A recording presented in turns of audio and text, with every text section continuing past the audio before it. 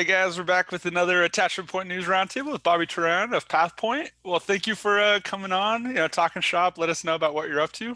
Welcome, Bobby. Thanks for having me, Brett. Yeah, Excited to be here. absolutely. So I've been lucky. We've caught each other on Zoom before to touch base with you, but what should people know about Pathpoint? What are you guys up to that's gonna, kind of help change our industry for the better? So we're a technology company first and foremost, and we apply our focus and our technology on a specific part of commercial P&C, and that's the non-admitted section of the market. So excess and surplus lines, wholesale, surplus lines. There's just non-admitted. There's so many different ways to kind of talk about it, but we focus on a lot of those risks that are harder to place, and we try to make it as easy as possible for agents to transact that type of business when they need it. Yeah, absolutely. And so this is mainly going to be on the Insurance Nerds platform. Might end up on my podcast. For those who don't know, not admitted, your non-standard, your non-main street, your things that are a little outside the box, a little less regulated. And I might be jumping the weeds a little bit too quick here, but those seem like hard pipes to line up. Are you doing it more from like a transaction standpoint? But I feel like trying to put those things in boxes to like quasi automate sounds like a beast to me. Yeah. Yeah, I mean, we definitely can't take too much credit for that for that point because we just work with our carrier partners and we make their products available on our store shelves available, basically, right? So we're like an online point of sale for retail agents, and traditionally, trying to get this coverage is actually a lot more difficult and inefficient than actually entering risk information and getting a quote back. Oh, And yeah. that's one of the things that we didn't know or appreciate as much when we started. I'm actually not from the insurance industry originally, but I'm from the technology industry, and that's been one of the things that we're just reminded of again and again. And I'd be happy to talk about that in more detail. But like you said, admitted products are your more vanilla risks that are just commonplace, happening every day, all day. And there are admitted lines carriers. There are carriers that do a little bit of both, but common admitted lines carriers are going to be names like Travelers, Hartford. And then on the non-admitted side, you're going to have names that you maybe haven't heard of before: Scottsdale, Westchester, Markel. But these carriers play, and again, some of those might do other admitted stuff too, but they play a critical role in risks that are all around us, but that the admitted market just treats as being a little bit more risky than they like. Yeah, they're fun. They tend to have a little more hair on them, a little more premium, and you kind of got to get in the weeds of the policy coverage to make sure it's still nice and broad. Yeah, I've Yeah. written some Markel kind of on the machine shop side, things like that. I actually had a Scottsdale quote. We were really lucky. Our SEO delivered like a $4.5 million duplex in Newport Beach the other day. Rebuild was like $2 million. Didn't land the deal, but that went through Scottsdale. But yeah, to your point, accord forms, supplementals, multiple emails, different types of documentation. Where in your admitted market, it could be 20 data points. You're not admitted. It could be 5 different PDF attachments historically. So I think you guys are working on something really big and interesting. Yeah. Thanks very much. Yeah, so like you're saying, I mean, this type of product is distinct from the admitted product, and so as a result, there is a distinct layer of distribution: wholesale brokers, non-admitted brokers, E&S brokers, and there are a lot of big names that are doing a really good job of matching the risks that retail agents have with the products that carriers, non-admitted carriers like Scottsdale have. And we think that they do a great job with what they're doing. We just feel like the process for how that risk gets placed is, in certain points of the process, inefficient. And unfortunately, it's not more efficient with the smaller risks. Yeah. And as you know, as an agent, time is money, right? So the more time you and your CSRs or your placement technicians are spending on a little risk, the more likely you're going to be upside down on the economics at the other end of it. So online platforms have been making it easier for carriers like that to distribute their products for years now. It's almost impossible to get a BOP coverage or a workers' comp coverage not going through an online Yep. portal these days. And on the commercial side, and of course, personal lines. if you want to buy a car or a house, that type of stuff has been has had a lot of innovation and sort of automation in terms of how it's placed. But to your point, that type of automation has just not really come to the non-admitted space, and I think it's because the brokers that play a critical role there, the wholesale brokers, have not really led the charge with a lot of that technology. Um, we're a broker. The way we make money is we're a surplus lines agent. We generate revenue Mm. in the form of commissions, Yep. and we remit a portion of the commissions to the retail agents. The differences with us are that we don't charge retail agents anything to use our platform. There's no software to download. You just open up your web browser and you can submit it just like you would in any other portal. We give quotes back to you instantly if it's within our appetite, not hours or days. And if it's not within our appetite, we'll also let you know that instantly. And the whole idea is that you make one submission and we route that data to multiple carriers, because one thing that we definitely don't want agents having to do is rekeying the same information over and over again. So we've really been fortunate in that a lot of the hard work for this type of business or this type of like placement has already happened in personal lines and other parts of commercial. So we're fortunate in that we get to go second or third and just sort of look at what other people have done successfully and try to apply that to the non-admitted market where it makes sense. No, totally. And to your point, we'll end up sending the same PDF supplementals, the same summary email to 3 different groups, on a usual risk. We're trying to find something, coverage for something with hair on it. Right. But yeah, I mean, it's all about efficiency. Like you said, you can sell a lot of business, but it's easy not to be profitable, especially, if you start, leasing the space, having employees, having benefits, all that kind of stuff, it's going to stack up, you know. And you kind of run yourself into a little bit of a trap sometimes, because when you're small, you'll work on anything, you'll do whatever. But yeah, you got to think intelligently about what you can sell, what you can service, what you'll be able to niche into. Have there been any niches that your agents have been super successful in? Any like consistent home runs for them? Yeah, that's, I'm glad you brought that up, because like anything, we think that focus is absolutely critical for success with this type of thing. I don't mean to just say that. So when we actually started, a little bit of history on us, or even just like if you go back 12 months, we had many, many different categories that were available on our platform, lots of different categories of coverage, everything from commercial property to general liability to miscellaneous professional liability to cyber. And that's great because we want to give agents the coverage they're looking for. The problem was we were just spreading ourselves really thin. And so agents would bring in, and this is what's unique to the non-admitted market, is that an agent, the first risk they give you a shot on is necessarily going to be a hairy risk. Yeah, yeah. Right? And agents have really good memories. So if you give them a bad experience, they're definitely not going to waste their time on you again. So we decided we wanted to be really good at a few core lines of coverage and then basically just expand. So the first 2 that we started with were cyber coverage, and we offer coverage from the leading cyber markets through a single point of submission on our platform. And I can talk about why that's interesting in today's market. And then general liability. And within general liability, we even further focused thus far since the start of this year on contractors, which is a typical coverage for retail agents. It's also a hardening market. And that's a perfect opportunity for, especially in the climate that we're in, a lot of the traditional admitted carriers will pull back. And that's another thing that I think the non-admitted market does such an important job of.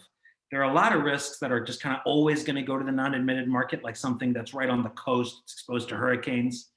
But then in other cases, what is normally within appetite for a carrier could suddenly become not in appetite as the rate environment changes, as a number of different things happen with their underwriting performance. And so in those moments, risks that would normally fall within an admitted carrier's appetite, once that appetite pulls away, those risks suddenly don't have a home. And typically those risks always go to the non-admitted market. And so that very like flexible in real time liquidity is super interesting to me and to our team. And that's really what we try to streamline access to as much as possible. Yeah, it's funny as an agent how much of a panic it puts you in when something gets non-renewed and you have to like find a market for it. because hypothetically, like if something goes uninsured for like a week or something, and the statement no loss, whatever, but it feels weird. Like you don't want to have those gaps. It does not feel good to not have something covered. Like as soon as you know it's not there, you hit like a little bit of a panic button, and like, oh man, we gotta do some work. Yeah, Um, definitely. That's yeah, definitely true. Which is another good point too. I mean, I think when a lot of people think about tech that's built to help agents, they forget that when you make life better for the agents, or the only way to make life better for agents, at least we believe this, is to also make life better for the clients of those agents. No retail agent wants to lose a client that they have worked hard to earn because the market dynamic changes and something suddenly doesn't renew, like you said. And so we, as those who are focused on trying to bring about efficiency in SureTech or whatever you'd want to call us, we have to kind of keep that perspective in mind. And that's what wholesalers have done really effectively to date. And that's, I think, why they're in such a good position in the yeah. market. We just think that it could be, at least parts of it could be done a lot more efficiently. So brokers are always behind, we're always a mess. There's always 14 things to do. I think your idea of niching down to where you can be pretty candid about we'll be able to deliver on this and this today is really good because you keep in the back of your mind like, oh, they haven't gotten me anything yet, or oh, like every time I've asked this person for help, they've been able to deliver. Um, I wonder if it might be an interesting challenge. People are pretty good at the relationship game and what I'll call like the analog MGAs. I wonder how you have that kind of like digital touch points, or if people even care if it's efficient enough. Maybe they just know they can get their work done. Yeah, well, relationship building is not something that we don't do or don't prioritize heavily. So, like the way our company is set up, we basically have four operating divisions. There's a distribution side because at the end of the day, we're a distributor of product, just like any other surplus lines agent or like a digital surplus lines platform or exchange. So we have marketing reps that have previously worked traditionally in, like you said, analog MGA or analog wholesale brokerage experiences at AmWins and other places like that. And they join Pathpoint and they have like territories that they focus on, and they're developing relationships with these agents. And in fact, we have been developing those relationships with these agents now for a little over a year. And so the whole time we've had to do it without the most important part of the relationship building in an insurance agent's life, which is going to meet that person in person, Yeah. right? We've had to do everything off of emails and Zoom, which is tough, but I actually think it's in a way advantageous. I guess I kind of always have to be looking for silver linings in things. Because once there is a world where we can go meet with these folks, we're going to have people in the right places who can then sort of get into a rented car and drive around and buy bunches of people lunch and maintain those relationships. We definitely don't think that that is something that you can avoid doing. Our thinking is, though, that most of these agencies are built entirely on personnel. Yeah. And we think that a lot of what those persons do, like constantly rekeying information into different portals, isn't really necessary. And then we also think about ways to incentivize our agents to give us a shot. Yeah. You guys as agents get emails every day that say, hey, we'll help you place E&S more efficiently. And, or we have a platform that's going to help you. And then when you really get involved with that discussion, you might see that they're, I don't want to say like a wolf in sheep's clothing, but it's like they're just a traditional MGA. Like maybe Right. they have an online platform or something. Might be some sort of form fill thing, nothing Maybe, really right? different. At best. Yeah. But what we do that I think is quite different is I think we're the only wholesaler in the market that is constantly improving our technology directly based on feedback from agents. That's Agents are cool. really the most important source of information for us, and we have a whole team that's dedicated to that. So one team is dedicated to distribution, one team is dedicated to product management, so they're constantly talking to agents and getting feedback. One team is dedicated to engineering and actually Okay. building the Cool. software, Yeah. and then the last team is sort of dedicated to insurance operations. So we have underwriters on that team because Brad. it's Yeah. E&S. If things fall right outside the box, and they need someone to look at them, we have trained folks, again, from wholesale backgrounds that look at that and that do that very efficiently. But unlike a traditional wholesaler, they're not spending all day declining all these submissions that come in that just aren't a fit for them. Yeah. We heard from a lot of underwriters that, I'm a property underwriter is what we would hear. And what I spend at least 10, 20% of my day doing is declining risks that are a piece of property, but that have nothing else in common with my appetite. It's like, I don't write igloos. So why are you sending me a bunch of igloos once you Yeah. move into a cold area? So there's just no good way for carriers to basically triage what comes to them. And right now, the last 2 years, and especially last year, the E&S market has been more active than ever, partly in response to the pandemic, but also partly in response to like years long sort of like compressed rate. And now that rate is growing and there's all these admitted carriers pulling back, these underwriters are inundated. So not only are the agents spending a lot of time trying to get this risk, the underwriters are spending a lot of time trying to get this risk too. And we're just trying to help both sides automate it as much as possible. And yeah, just keep making improvements based on their feedback. It's kind of funny to say that. I'm 35. I only got into insurance, full time 3 or 4 years ago. Been licensed for about 6 years. I have a buddy who's about my age who's works at a bigger brokerage, and he's kind of excited. He's like, "This is my first time experiencing a hard market." He's like, "We get to earn our paycheck. We get to find new places to put business." He's like, "And rates are going to go up. Things have been so cheap for so long. You want the best situation for your clients." But yeah, he almost saw it as like a kind of a sea change, opportunity. Um, what I'm kind of hearing is you have like digital folks and then you have insurance folks. And I think the best insurtechs I've seen have operated like good traditional insurance companies, but they have a digital kind of lightness to them and connectivity. So it's cool to hear that you're, set up Pathpoint like that. That's exactly how we've set it up. And we, in addition to putting those people in the same building, so to speak, we also do a lot to put them in the same room.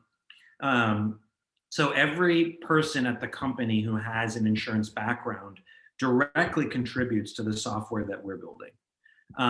They're playing different roles. So the operations folks are thinking about what are the best ways to present a question set that will minimize the number of questions that people have to ask in order to meet the minimum requirements of the rating of those carriers.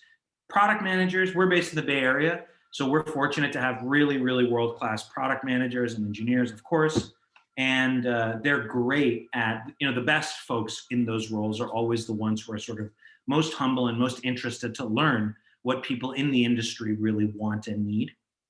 And so, and even to put a finer point on it, it's really important that the software people don't put their own spin on it. And you go with what the folks who've been doing this forever are telling you. So our operations folks help with that. Our distribution folks, who are constantly talking to agents every single day, are giving feedback to a dedicated team that's just thinking about the platform that agents interact with. That team is also constantly looking at how other online portals operate and then coming back to folks and saying, hey, what do you think about this?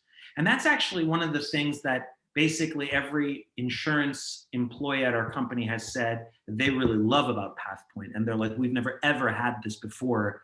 Very common is that, something we hear very commonly is the only times I was ever asked for feedback on something related to the software, it would either A, never happen, B, maybe happen 6 to 12 months later, or C, I just would never get asked.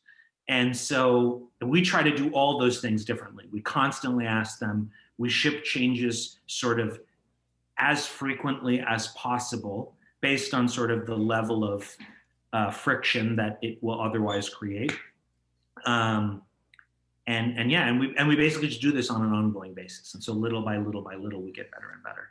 Yeah, I'm happy to see, like, I'll call it insurtech kind of getting more married with insurance. I think you rewind 3 years ago, there was disruption, displacement, and I think the techs kind of realized you need a warm body to kind of translate this stuff or show the use or pull people forward. And I do think the carriers are actually standing up projects around them to create some change finally, which I think will be good. I always say I can't pick on them. They make so much money just off of interest. I wouldn't be that eager to change either, but I think they're kind of sensing the need to build other stacks and maybe not redo that Cobalt server, but maybe have something else that starts picking up some workload that's a little lighter, you know. So Yeah, it's been fun to watch. yeah, absolutely. Yeah, and yeah, I don't know. I always joke. I'm being nice to myself now. Now I'm saying I'm a B level agent and a B technologist before I give myself a C plus on both. But I like living in both. Like I'm overdue to do some paperwork for a life insurance case right now. Like and then trying to help Fineo get organized for them coming to the U.S. Like it's cool for me at least, selfishly, I really enjoy half my time in the tech and half my time in the agency world, and you get better at both when you have a good sense of both, I think. Yeah. Yeah, definitely. So for me and my two co-founders, we all have backgrounds in technology. And what was really interesting to us and super compelling about this opportunity was, and when I say this to folks, most people don't really get it, but I feel like you really do appreciate it. It's like, because the world of insurance was so foreign to us, it was like incredibly alluring. Like we wanted to know everything about it. There was basically no conversation with a person from the industry that we would say no to, You're kind because of, I think you know a lot, constantly. dude. Not to jump in and be overly confident, but how long have you been around it? You're pretty weeded. Like I feel pretty weeded, and I feel like you have some minutia past what I'm thinking about. Well, I'm not necessarily that different from you. I'm 2 months away from being 35 too. I have been in the industry since we started the company, so almost 4 years ago That's is funny. when we were Yeah. sort of like jamming on the idea. But that's one of the really incredible thing about startups is that someone can work in insurance for 40 years as an underwriter, and they will know underwriting better than I will ever understand probably anything. But the understanding that they have of how all the other pieces kind of work together might be a little bit more limited because they had to develop that domain expertise. When you're in a startup, and especially when you're a founder and a leader of a startup, like I'm fortunate to be, you constantly have to be challenging whatever you know about Hmm. every part of the story. And it's tough in the sense that like your work is absolutely never done, but it's also really satisfying in the sense that your work is never really done. Yeah. And there's always more you can learn. There's always more you can do. So I appreciate you saying that. I definitely work hard at trying to understand insurance. I went through broker licensing training. So did my Cool. two co-founders. Yeah. When we were getting started for the first 6 months, over the first 6 months, we probably had a couple hundred Oh conversations with wow. folks, agents here in the U.S. company markets here, and also participants in the London market, and just learning about like how this whole world operates. Yeah. Um, it's still as exciting to me as it was on the first day. So yeah, I feel really fortunate in that sense. If we can nerd out and be complimentary of the industry, since we're both quasi newbies compared to like a lot of lifers, it's definitely a happy accident space. I Right. always say like I've came across some of the most like nice, ambitious, like bright people in this industry. It's really interesting. And the other thing that cracks me up, or I don't want to say trips me out, but there'll be people working at these big traditional companies. They're like, "How do I get an insurtech? How do I get an insurtech?" I'm like, "But I'm in insurtech because you guys want to let me in." It's like funny that they want to come this way. I'm like, I couldn't get a job at a good, brokerage. I could, work for a carrier or whatever else. So I just ended up outside here. But it's funny how it's became kind of the interest, the focal point, the growth area. It's It's kind of almost cool like grass is always greener type to a situation. degree. Yeah. Yeah, yeah. But and I do want to give credit to the traditional players. Like my parents have a rental house, it was my grandparents' old house, and there's a water leak. Safeco took great care of them. These guys know what they're doing. They can be a little plodding sometimes, but these carriers have been around for a while for a reason, which is I think it's a cool industry. Yeah, absolutely. I mean, I couldn't agree with you more. I've really enjoyed every relationship I've been able to develop in the industry. And without question, there would be no Pathpoint if tons and tons and tons of really smart, caring people in the industry hadn't taken time out of, like you said, their really busy days to like answer all of our dumb questions. So at the end of the day, I mean, we're building a company that hopefully addresses their need, and that they feel like they had a hand in helping to craft. That's That's cool. definitely the case. And I think a couple of years ago, rightly, change is scary, for anybody who's been doing something in a certain way for a certain period of time, but they used to be kind of nervous and tech, tech crunch disrupt and all that. That was definitely a theme a couple of years ago. I'm very happy to see like the symbiosis. I don't know if I'm reaching for a big word. If I'm pretending this is Clubhouse, I'm trying to be, impressive, but I'm happy to see like people working together for a common goal, Definitely. Yeah, Yeah, I it's mean, cool. completely agree with you. I'll tell you what, why don't we'll wrap this one, but we'll do this again. Looking forward to following, Pathpoint's story. I'll definitely have, contact info for you in the show notes, and we'll get some more agents on board. But Yeah, thanks very much for your time, Brett. For anyone yeah, listening, please feel free to reach out to me directly. It's BTOURAN at pathpoint.com. cool. And look forward to meeting you all. Yeah, I'll throw that in the notes, and thanks for our time ahead of this conversation, and look forward to the next one. Thanks, Brett. Thanks, Bobby. Later. Bye.